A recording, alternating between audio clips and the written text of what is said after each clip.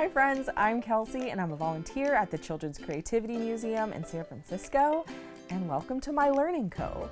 Today I'm going to show you how to make your very own Learning Cove and how to foster your curiosity. So let's get into it. Right now we're living in and experiencing a civil rights movement, and we're all trying to find our own path to help and contribute to racial justice. Justice requires action, and for us to create ways within our community and our society so we can all work toward a system that works for and benefits everyone.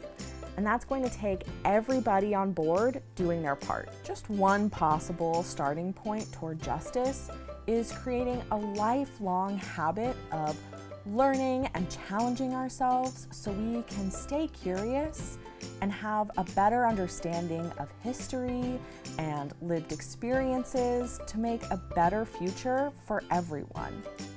But we all learn in different ways. You might learn best through watching movies or documentaries or listening to podcasts or radio shows or even doing art. I found out through a lot of trial and error that I learn best through reading, so I'm going to show you how I set up a space and routine that works for me.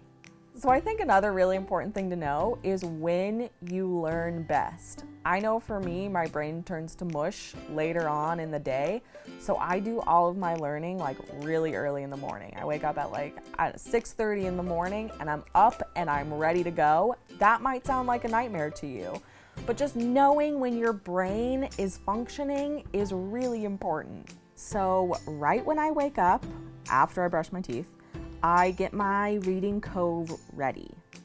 And there are things I require to be comfortable and ready to learn. I definitely need to be surrounded by beverages, so I usually grab some coffee and some water. I also have to be cozy, so a blanket is necessary. And then there's what I'm learning from.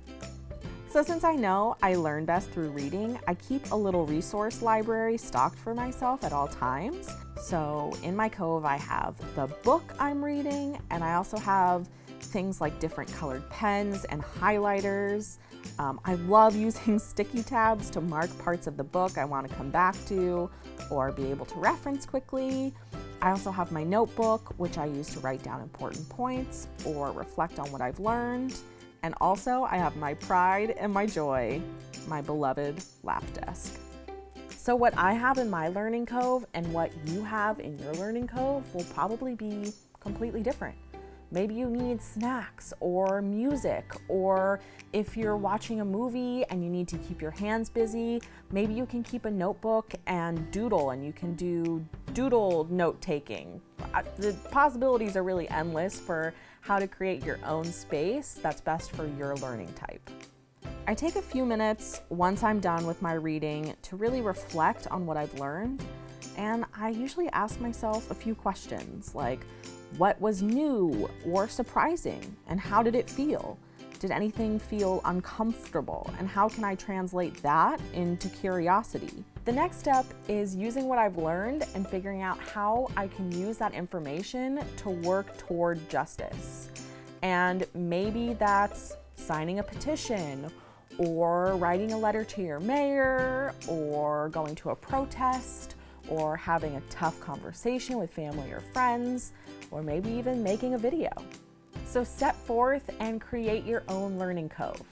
Pretty soon you'll be able to see how your curiosity can turn into actions to create change. Happy learning.